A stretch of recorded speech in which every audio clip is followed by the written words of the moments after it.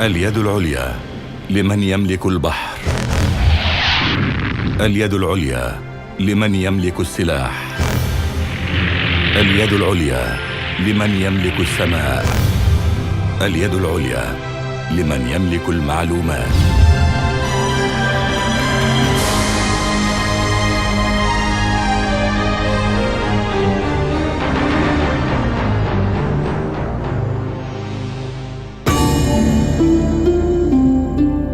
دائماً تتعلق بك قلوب المصريين.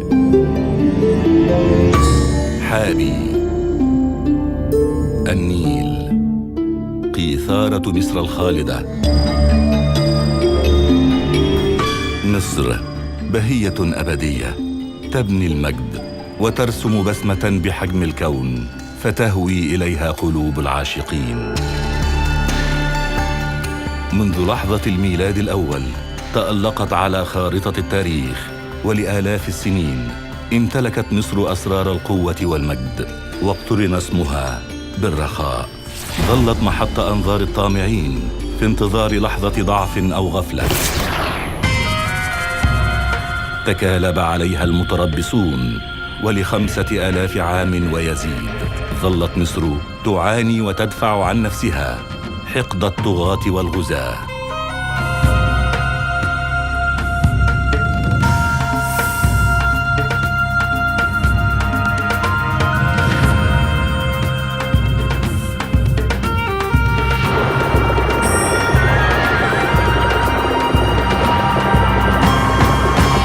مصر الجائزة الكبرى، من أجلها تتحرك الجيوش. نابليون بونابرت وأسطوله الحربي الضخم، ومن بعده الاستعمار الإنجليزي. تتنوع صور المحتلين والغزاة، بينما مصر البهية تصبو دائما نحو مفهوم الدولة العصرية الحديثة. أدركت قوى الظلام أن مصر عصية على المحتل إذا استمرت في صعودها. الإنجليز مرة أخرى يدخلون مصر بالدسائس والمؤامرات. العام 1897 تيودور هيرتزل مؤسس الصهيونية العالمية، وحلم كبير نحو الدولة اليهودية، المؤتمر الصهيوني الأول في مدينة بازل بسويسرا، ودعم أوروبي كامل لإنشاء دولة يهودية تغتصب أرض فلسطين دون وازع من أخلاق أو احترام لأية مواثيق أو أعراف، ونزوع دائم للسيطرة والتآمر. العام 1917 الصفقة الكبرى، الجليسرين المستخدم في صناعة المتفجرات الذي اكتشفه اليهودي حايم ويزمان مقابل وعد بلفور. العالم يحترق.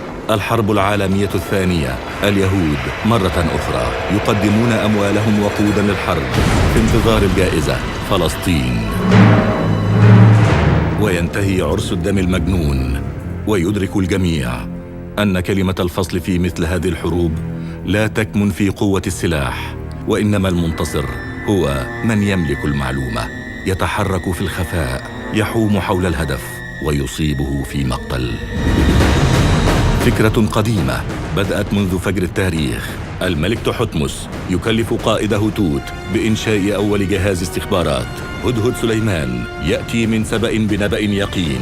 غزوة الأحزاب، النبي يخاطب أصحابه: من يأتيني بخبر القوم وله الجنة. العقول هي من تدير المعارك. الحرب العالمية الثانية، وميلاد لأجهزة المخابرات العالمية: المخابرات الإنجليزية، المخابرات الألمانية، المخابرات الروسية، المخابرات اليابانية.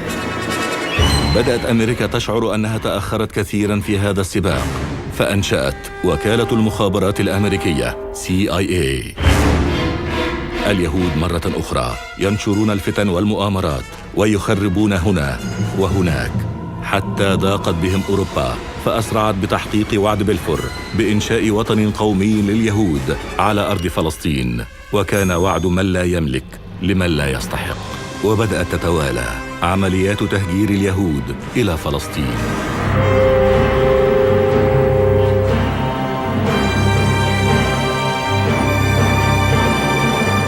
ودائما كانت مصر في الموعد، وكانت المواجهة مصر في فلسطين مع بقية الجيوش العربية أمام دعم العالم لإسرائيل، فكانت نكبة 1948.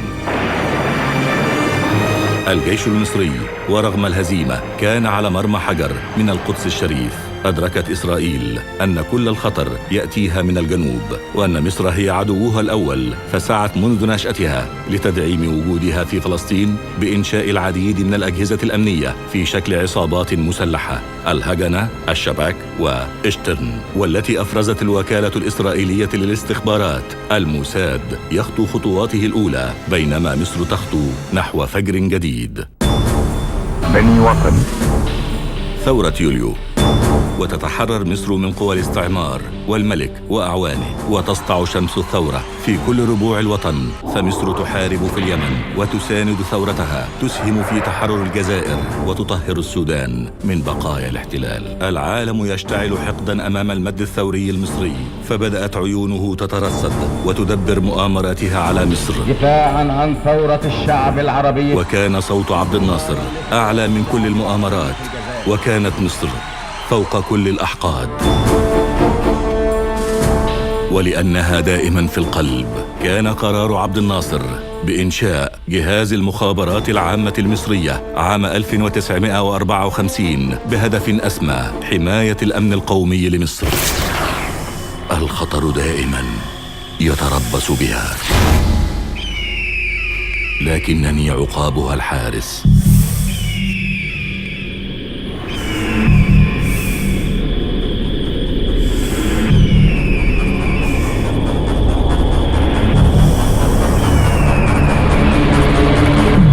أنقض عليه كالصاعقة، محققا نبوءة حورس بأنك مصر دائما في أمان وملء القلب والعين.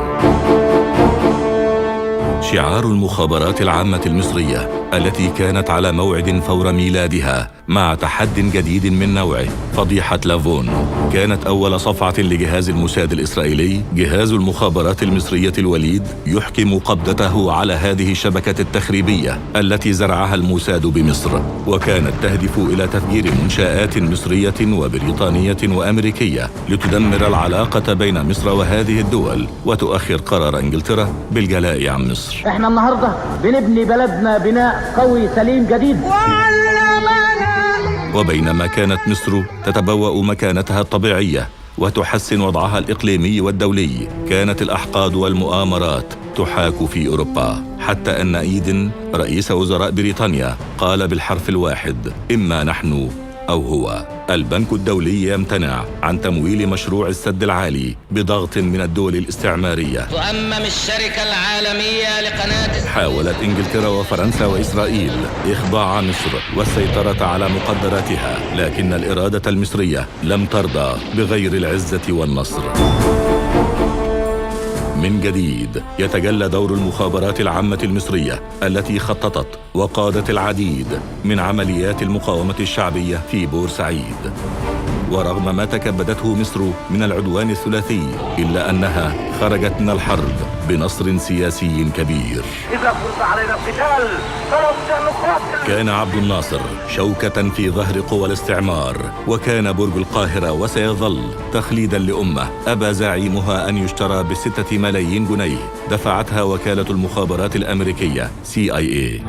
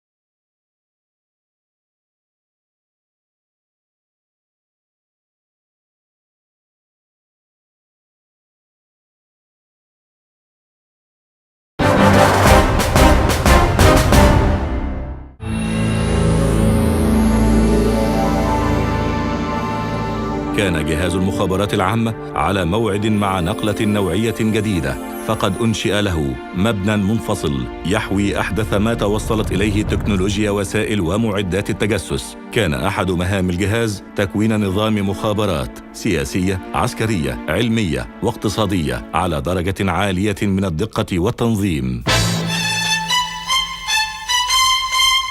ولأنها ولدت عملاقة، فقد نجحت المخابرات المصرية في زرع العميل المصري 313 رأفت الهجان أو رفعت علي سليمان الجمال. كانت من أهم عمليات المخابرات في التاريخ، احتوته أحضان المخابرات المصرية وأبرزت بخبراتها قدرات الهجان الفائقة. استطاع النفاذ لأعلى دوائر صنع القرار السياسي والعسكري في إسرائيل.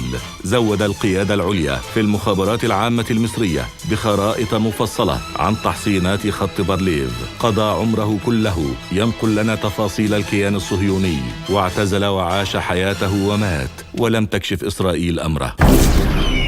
العام 1960 مخابرات مصر تحكم قبضتها على أكبر شبكة من عملاء إسرائيل. حاولت تجنيد الفنان سمير الإسكندراني خارج البلاد، ولكن الشرفاء لا يبيعون الذهب بالتراب. الفنان المصري يبلغ المخابرات العامة بالتفاصيل، وتدور واحدة من أذكى معارك العقول التي أدت بعد عامين إلى الكشف عن 5 شبكات تجسس كانت تتلقى تعليماتها من كبار ضباط الموساد. وتم القبض على عشرات الجواسيس وإقالة رئيس جهاز الموساد، وكانت فضيحة مدوية لإسرائيل. وينجح رجال المخابرات العامة المصرية في استدراج عميل المخابرات الإسرائيلية الألماني فروفالد من خلال دفع العميل المزدوج إسماعيل صبري على المخابرات الإسرائيلية. تم القبض على المتهم ومعه جهاز لاسلكي للتراسل ومعدات عالية الشفرة. ومثل غيره من الجواسيس حوكم فروفالد بالسجن المشدد. لا يستوي صانع الحضارات بصانع المتفجرات، ولا يستوي عاشق النور بذلك الثعبان الإسرائيلي.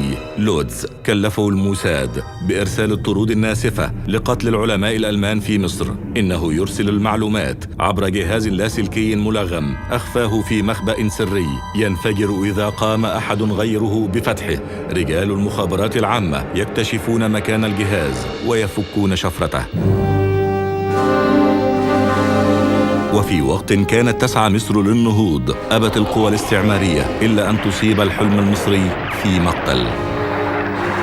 وشنت الدولة الصهيونية الذراع العسكري لأمريكا في المنطقة حربها في 5 يونيو 67. لكن الشعب الذي عرف طريقه للصمود يرفض الهزيمة ويعيد ترتيب البيت من الداخل. يد تبني ويد تحمل السلاح. ولا نستطيع أن نخفي على أنفسنا. في أغسطس من عام 67 يفتح ملف الانحرافات داخل جهاز المخابرات. الدعوة لفتح الملف جاءت من داخل الجهاز نفسه، وكان ذلك دليلاً دامغاً على رغبة المخابرات العامة المصرية في الحفاظ على أمجادها والاستعداد لمعركة التحرير المرتقبة. بأن ما أخذ بالقوة لا يمكن استرداده بغيرها. إعادة البناء وإزالة آثار العدوان كان شعار المصريين جيشاً وشعباً. بدأت مصر عقب النكسة بالصمود وتوفير القدرة الدفاعية، وجاءت مرحلة الاستنزاف، وهي الحرب التي زلزلت الأساطير المؤسسة للجيش الإسرائيلي وكبدته أعظم الخسائر في الأرواح والمعدات. كانت المخابرات العامة المصرية حاضرة خلف الستار، وشاركت في تخطيط عدد من روائع عمليات الاستنزاف وتأمينها، ومنها عملية تدمير الحفار الإسرائيلي كينترينج التي نفذتها الضفادع البشرية المصرية. بدأت القصة حينما أرادت إسرائيل استئجار حفار للتنقيب عن البترول في خليج السويس، فصدرت أوامر الرئيس عبد الناصر بتدمير هذا الحفار قبل مجيئه مهما كان الثمن. كانت المشكلة أن الحفار ملك لشركة أمريكية وصنعته شركة إنجليزية، وتسحب تصحبه قاطرة هولندية، وهو ما يعني أن تدميره سيسبب توترات مع 3 دول إلى جانب رد الفعل الإسرائيلي. كان التحدي الذي واجه المخابرات العامة المصرية هو تدمير الحفار دون دليل واحد يشير إلى أصابع مصرية. جمعت المخابرات المصرية المعلومات كافة وشاركت في تأمين منفذ العملية من رجال البحرية، وتم تدميره في مدينة أبيجان بساحل العاج يوم 7 مارس 1970. الثأر لا يموت، وعين المخابرات العامة المصرية لا تنام. إسرائيل تصرخ، الصهاينة يتخبطون في تل أبيب. المخابرات المصرية تعمل في صمت، المصريون مستمرون بالتحدي. إسرائيل تعلن للمرة الأولى أن هذه أول معركة ينتصر فيها العرب. جولدا مائير وويليام روجرز يستجديان وقف إطلاق النار. حرب الاستنزاف تؤتي ثمارها، مصر تبدأ التمهيد والإعداد للعبور، ولكن يرحل الزعيم جمال عبد الناصر في سبتمبر 70، ويتولى الرئيس السادات المهمة. يكمل المسيرة رجل يعرف كيف يراوغ العدو ويرهقه. عاش مطاردا من الإنجليز قبل الثورة، يجيد المباغتة والتخفي والخداع، ومن هنا أدرك أن مفتاح النصر هناك في كبر القبة. المخابرات العامة المصرية. العام 1971 الرئيس السادات يصدر القانون رقم 100 تعديلا للقانون رقم 159 لسنة 1964 بشأن جهاز المخابرات العامة. المخابرات العامة هيئة مستقلة.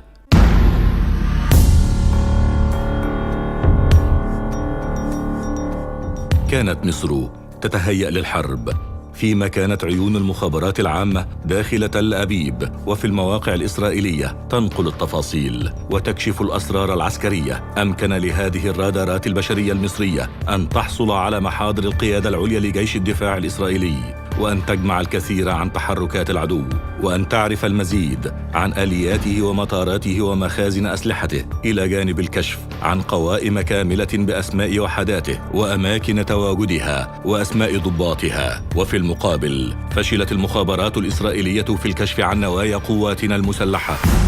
رصدت عيون المخابرات العامة قيام سكرتير ثاني السفارة الأمريكية سوان هاريس ومعها عدد من ضباط المخابرات الأمريكية بتجنيد 3 جواسيس للحصول على معلومات عسكرية بعد تدريبهم على وسائل الاتصال والشفرة والكتابة السرية. ألقت المخابرات العامة القبض على المتهمين وإحالتهم إلى المحاكمة. صدر القرار بإعدام المتهمين المصريين وطرد الدبلوماسية الأمريكية.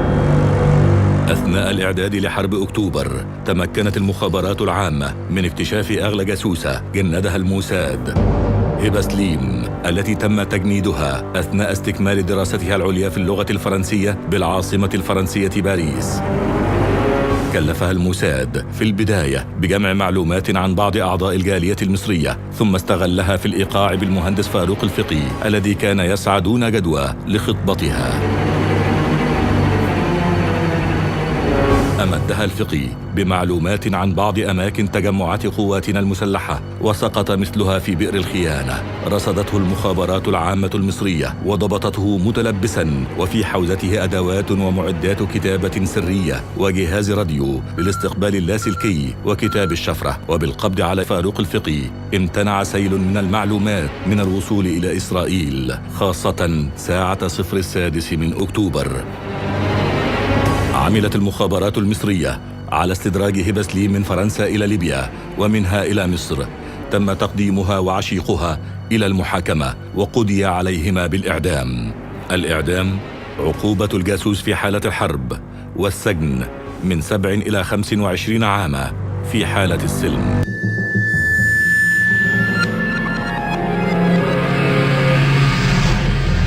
إبراهيم شاهين وزوجته انشراح مرسي، 2 من أهم جواسيس إسرائيل، البطلان الحقيقيان لمسلسل السقوط في بئر 7. كانت المخابرات الإسرائيلية قد نجحت في الإيقاع بهما وتدريبهما على تمييز الأسلحة وجمع المعلومات العسكرية والتراسل بالحبر السري، فضلا عن تدريبهما للعمل على جهاز متطور مزود بذاكرة إلكترونية. واستغل المتهمان أبناءهم الثلاثة، واشتركوا جميعهم في العمل السري لصالح مخابرات العدو. رصدت المخابرات المصرية نشاطهم التجسسي، وألقي القبض عليهم وقدموا إلى المحاكمة.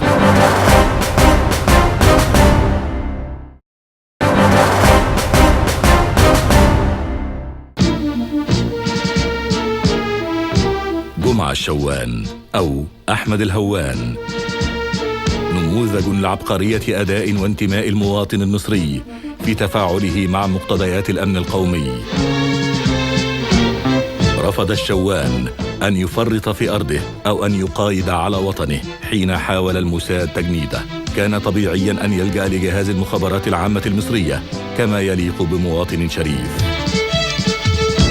المخابرات المصرية إلى المخابرات الإسرائيلية، نشكركم على تعاونكم معنا طوال 6 سنوات. كان سفره إلى إسرائيل وحصوله على أثمن جهاز للتجسس دليلاً دامغاً على قدرة المخابرات المصرية وقوتها في ملحمة صراع العقول. بالعنف بالعنف، نفلم بنفلم. المارد المصري يسترد أنفاسه، ينفض ليله الطويل ويبدأ بالاستعداد لتحرير الأرض. كانت حرب أكتوبر وسوف تظل حدثاً فارقاً تجلت فيه عبقرية أداء قواتنا المسلحة. كانت صراعاً بين إرادتين حسمته سواعد الرجال في البر والبحر والجو. إنهم صقور مصر، وهبهم الله حدة البصر وقوة البصيرة. فكانت خطة الخداع الفريدة في حرب أكتوبر أحكم خطة في تاريخ المخابرات المصرية. عمليات تمويه دقيقة ومتقنة من رجال المخابرات العامة المصرية التي كان لها الدور في التمهيد لهذا الانتصار التاريخي وتتويجه والحفاظ على مكتسباته عبر السنين. إننا حاربنا من أجل السلام. نسمة رقيقة تمسح غبار الحرب من الوجوه. إنها استراحة المحارب. الشمس تسطع في السماء كأنها تضيء مصر، ومصر وحدها. أن أذهب إلى آخر الأرض، أن أذهب إلى النسل في إسرائيل.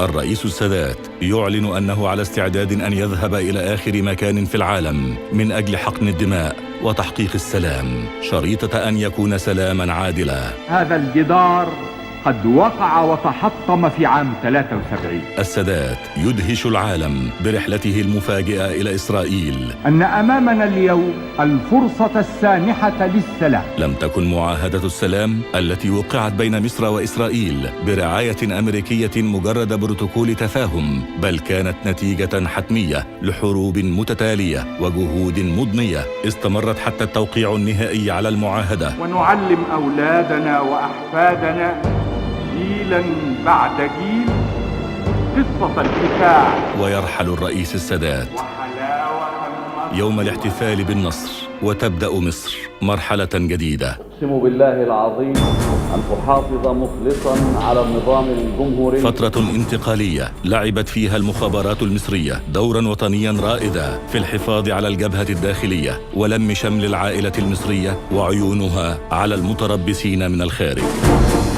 يخطئ من يظن أن المخابرات المصرية قد تخففت من بعض أعبائها بانتهاء الحرب، لكنها بدأت تستعد لمعركة جديدة، الحفاظ على السلام والأمن القومي داخليا وخارجيا منذ الثمانينات. تحديات كثيرة تنوع معها عمل جهاز المخابرات وتزايدت مسؤولياته. الحرب هذه المرة تعددت صورها وتقدمت أساليبها، وواكبت المخابرات المصرية كل جديد في عالم تكنولوجيا المعلومات وإدراك عناصر القوة في عالم الاستخبارات، حتى ارتفع تقييم جهاز المخابرات العامة المصرية إلى المرتبة 5 عالمياً، واحتلت الصدارة في منطقة الشرق الأوسط لتصبح قلباً وعمقاً وحصناً يحمي مصر ولا ينتمي إلا لمصر. السرية الشديدة لعمل جهاز المخابرات تحول دون الكشف عن مئات العمليات، وخاصة في مجال الإرهاب الدولي. إحدى الخلايا الإرهابية خططت لتهريب كميات من الصواريخ داخل خزان وقود إحدى السيارات، وكان الهدف ضرب باخرة نيلية سياحية، ولكن نجحت المخابرات المصرية بالتنسيق مع كافة الأجهزة الأمنية في إحباط العملية والكشف عن بقية عناصر التنظيم الإرهابي. ضمت هذه المؤامرة التخريبية إلى هذا المتحف الذي يمتلئ بأمجاد المخابرات المصرية منذ إنشائها. كلما تألقت مصر وتقدمت خطوة إلى الأمام ازداد الحاقدون وتنوعت القضايا. هذا بعض منها، والكثير لم يعلن عنه يستقر داخل هذه الأدراج إلى حين. كارلوس لوزانو أنجل، مستشار بسفارة كولومبيا بالقاهرة، عمل على نشر ديانة جديدة تجمع بين مبادئ الديانة البوذية وعدة أديان أخرى. قبض عليه ولم يقدم إلى المحاكمة لحصانته الدبلوماسية وأبعد عن البلاد. وينطلق الصوت عالياً يعلن أنك مصر في أمان دائم، وأنك ملء القلب والعين. المخابرات المصرية تتجاوز اللحظة، تستبق الخطى، وتنذر مبكراً بالعديد من العمليات الإرهابية قبل أن تصيب مصر.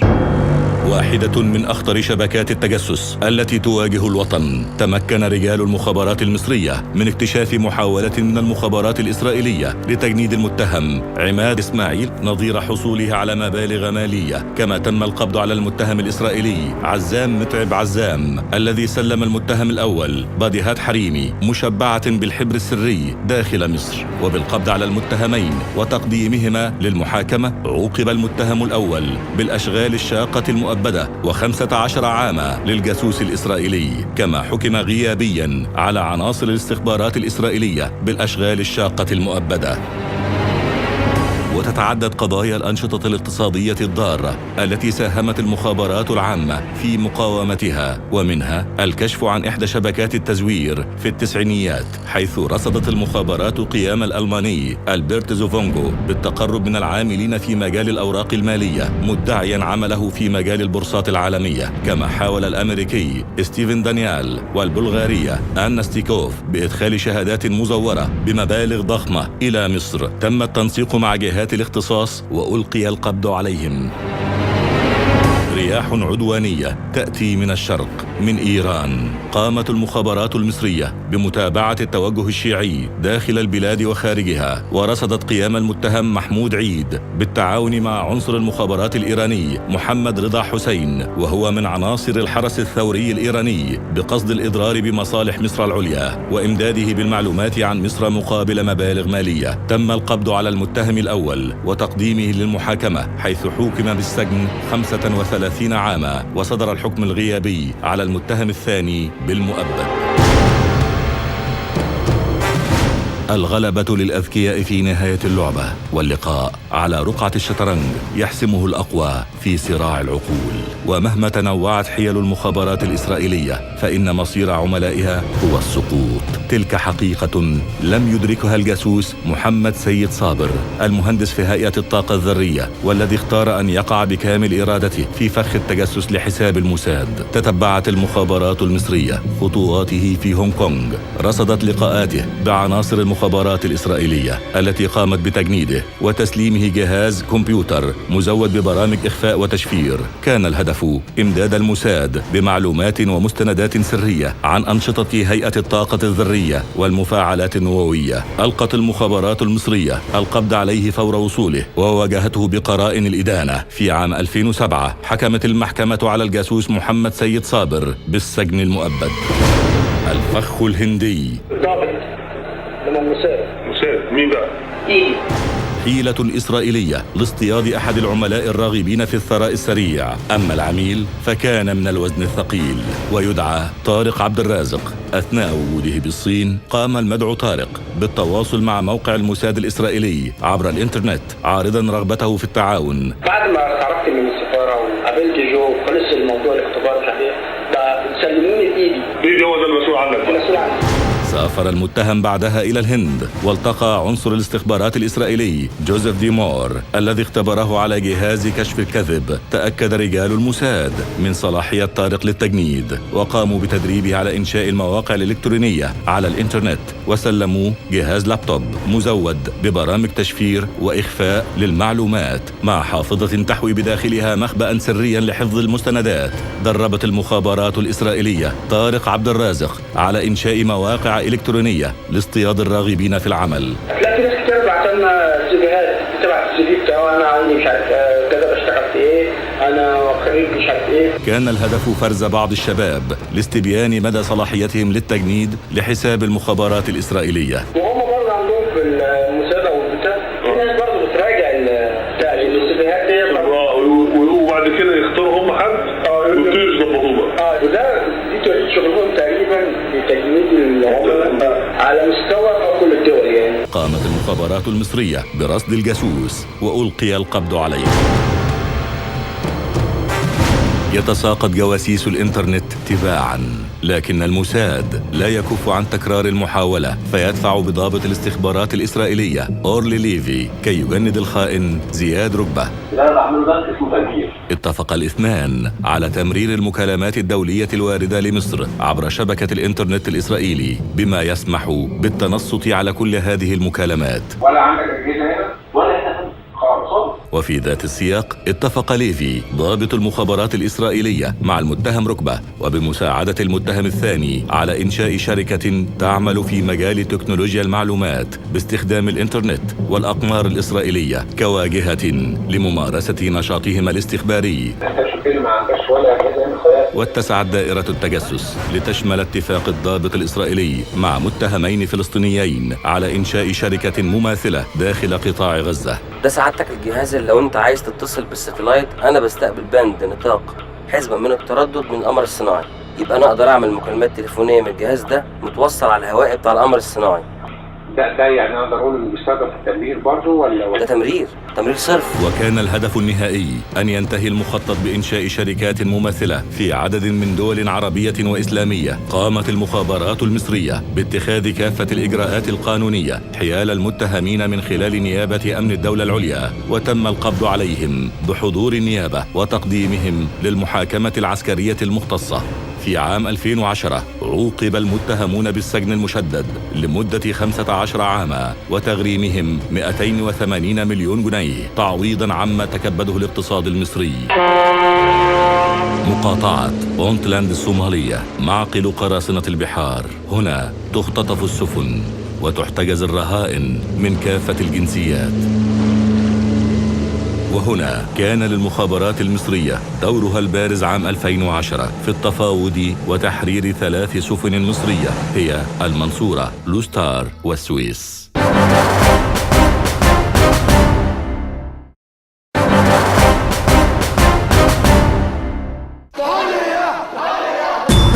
عيش، حرية، عدالة اجتماعية، ثورة حضارية حاول المتربصون أن يحيلوها عبر الفراغ الأمني إلى مأتم كبير، ولكن لا الصقور هدأت ولا غفلت عيونها الحارسة. تضاعفت مسؤوليات المخابرات المصرية بعد ثورة 25 من يناير.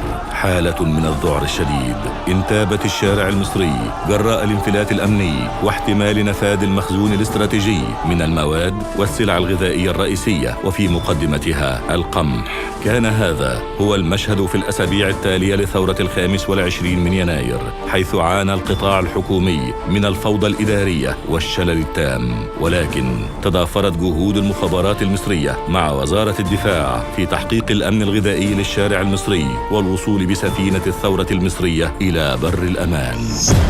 وعادت الصقور المصرية لتنشب مخالبها الحادة فوق أوكار الجواسيس.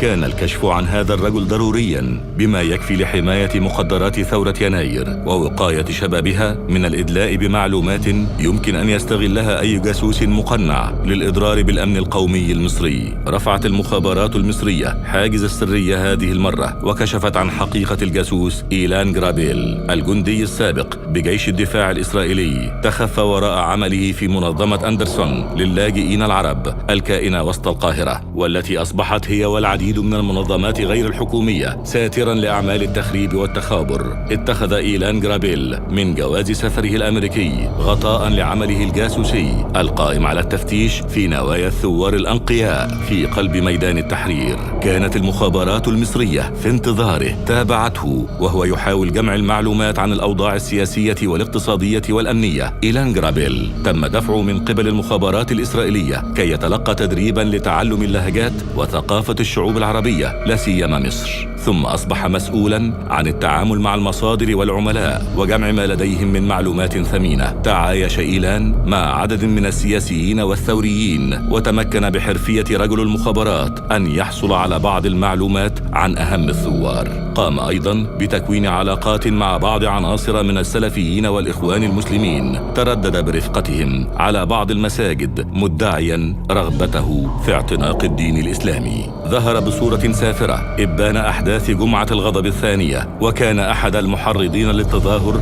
أمام قسم شرطة الأزبكية، حيث واصل دوره المخابراتي بتصوير المتظاهرين والمدرعات العسكرية، لكنه في النهاية سقط في قبضة المخابرات العامة المصرية التي اتخذت حياله الإجراءات القانونية وقدم للمحاكمة، ثم تم تسليمه مقابل الإفراج عن عدد من المصريين المسجونين لدى السلطات الإسرائيلية. كان أهم الدروس المستفادة من القبض على إيلان جرابيل ضرورة أن يتمتع كل مواطن بالحذر في الإدلاء للغرباء بأية معلومات لها طابع السرية أو الخصوصية عن الأوضاع الداخلية للبلاد.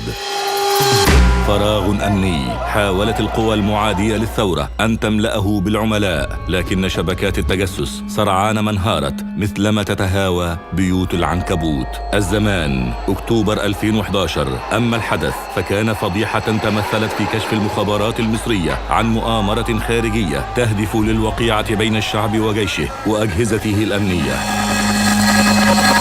رصدت المخابرات المصرية اتفاق المتهم الأوكراني إدوارد شيكوش مع الإسرائيلي مأمون العليمي على تصنيع صليب خشبي، وأن يرسله على مقر شركة TEZ بشرم الشيخ بالاشتراك مع إسرائيلي آخر يدعى معاذ حلقة ليقوم باصطحاب الصليب الخشبي عبر منفذ طابة البري بتاريخ 19 أكتوبر 2011. المفاجأة أن الصليب الخشبي كان يحوي بداخله بندقية آلية وخزنتين بهما طلقات مصرية الصنع من نفس العيار، وتستخدم مثيلتها كسلاح شخصي لأفراد الجيش والشرطة. كلف المتهم الأوكراني المدعو الإسرائيلي معاذ حلقة بإخفاء الصليب وبداخله السلاح ضمن الأغراض الشخصية للوفد السياحي الذي كان يرافقه بقصد تهريبه من الجمارك المصرية، مستغلا تردده الدائم على منفذ طابة. وتم القبض على المتهمين الأوكراني والإسرائيلي وتقديمهما للمحاكمة، وحكم على الجميع بالأشغال الشاقة المؤبدة. تخرج الأفاعي من جحورها تحت جنح الظلام، تحاول أن تملأ الفراغ الأمني بالجريمة الدولية المنظمة. عبء جديد يضاف على كاهل الصقور بعد ثورة يناير، وبالتنسيق مع كافة الأجهزة الأمنية تنجح المخابرات المصرية في إحباط أكبر مخطط إجرامي لإغراق مصر بالسلاح والمخدرات. تسهم المخابرات المصرية في القبض على عنصرين أجنبيين بحوزتهما بنادق قناصة مفككة وطلقات من عيار من نفس الأسلحة. هذه العملية كانت معدة لتنفيذ عمليات اغتيالات لبعض الشخصيات الهامة. المخابرات المصرية تحتضن الوطن، تنجح في التصدي لكافة تحديات الأمن القومي عبر شتى الملفات، وفي القلب منها الجريمة الاقتصادية المنظمة التي تهدف إلى ضرب الأمن الاقتصادي الذي هو عصب الأمن القومي. عشرات الجرائم الاقتصادية المنظمة، والمخابرات المصرية كانت دائما خط الدفاع الأول عن اقتصاد مصر.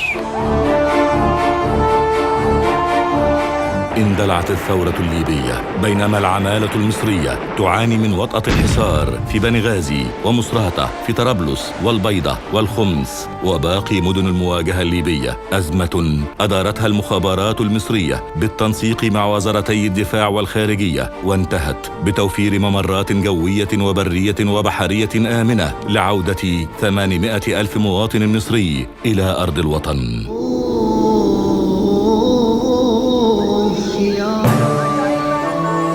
على جسر من الأشواك نمضي إلى القدس، فلسطين في القلب وفوق الجبين. قضية حملتها المخابرات المصرية فوق أكتافها لأكثر من نصف قرن.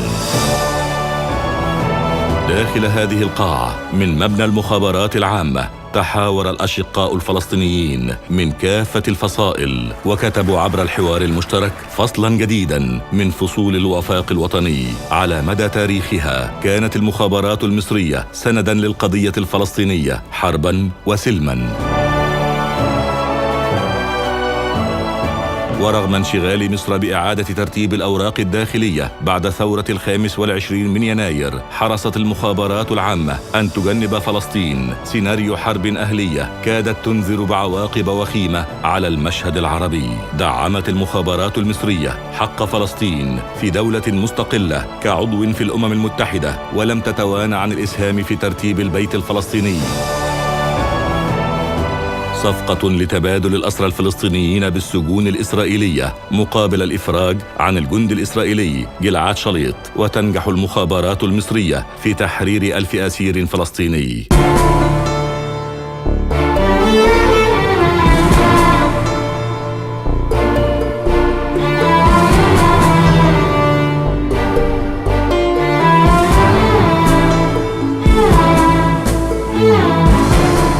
وتصمد مصر عبر الزمن، تجسد أسمى المعاني، تواجه كيد الحاقدين، وتقوى برغم توالي المحن.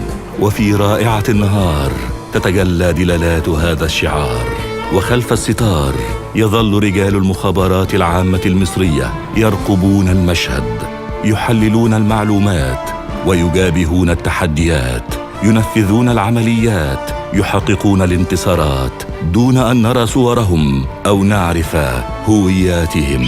إنهم لا يغيبون عن أوطانهم ولا ينامون عنها طرفة عين. هم عيوننا الساهرة عبر الزمن، يحققون دائما معنى كلمة وطن.